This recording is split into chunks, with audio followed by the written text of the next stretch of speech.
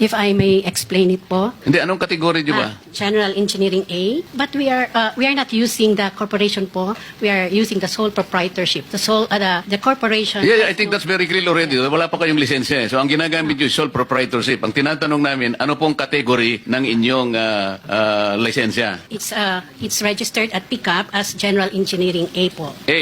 A po, yes po, Your Honor. So, pagka A po kayo, ang allowable range of contract is only 300 million. Tama? Sir, nakakabid po kami according to experience and according to sa sinabi. Doesn't matter kasi merong rito, merong range eh. Yes. Kapag ka quadruple A ka or triple A up to large B, merong yan eh. That will be 450 billion. Ngayon ang tinatanong kasi Senator Bato sa nakikita ko, nakakakuha ka ba more than or up to 300 million? Ay, hindi po, Your Honor. Hindi, kasi lalabas ito. Yes, as You are under oath kapag napatunayan na with your category A, nakakuha ka ng more than 300 million, then you will be charged as lying. Baka makontempt ka. So, nakakasiguro ka na hindi ka nakakuha ng 300 million? isang single project po yun, Your Honor. Hindi ba yun ang usapan, Mr. Chair? Yes, sir. For a category A contractor with an equivalent size range So, of they can ang bid up sinasabi to niya, hindi 300. siya nakakakuha ng more than 300 million. Tama? Na single project po, Your Honor. Senator Bato? Just be sure, mama, kasi we need a span of 3 years, 5.022 billion. Pag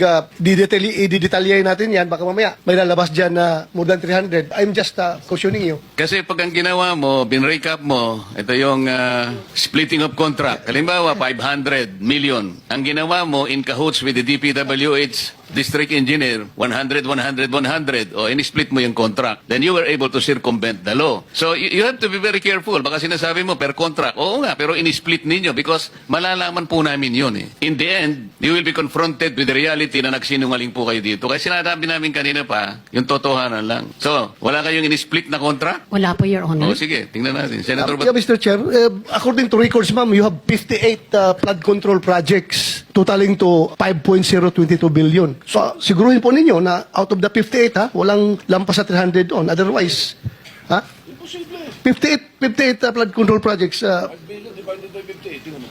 Mr. Chairman, imposible eh. 5 billion 5 billion divided by 58. Let me help you, madam. Thank you, Your Honor. 2024, ilan po ang flood control projects ninyo? 2024, last year. I'm not aware po sa numbers, but since 20... Hindi po kita matutulungan kung hindi nyo alam. Ilan po yung projects ninyo, lahat? Sa flood control projects po, from 2022 to 2024. Hindi nga 2024 lang, para sandali lang tayo. I cannot recall for... I cannot O ngayon, recall for 2025, ilan ang pinoprosecute ninyong flood control projects? now. Sa ngayon pong 2025, wala pong na-award Wala kayong project ngayon. sa flood control po, Your Honor. 2024, hindi mo ma-recall. Yes, what I prepared is only from 2022 to 2025 that we have 58 flood control projects po, Your Honor. Were you able to execute several projects at the same time? Halimbawa, sa isang taon, 10 ang inyong ginagawa. Pwede ba yon? Yes po, Your Honor. Okay. Sabihin na lang natin 10 ang projects nyo in 2024. Ilan pong technical people ang hawak ninyo to dedicate them sa 10 projects which you are executing all at the same time? We have several people po. I'm not talking about several people. I'm talking about technical people and technical equipment. Each project must have dedicated personnel.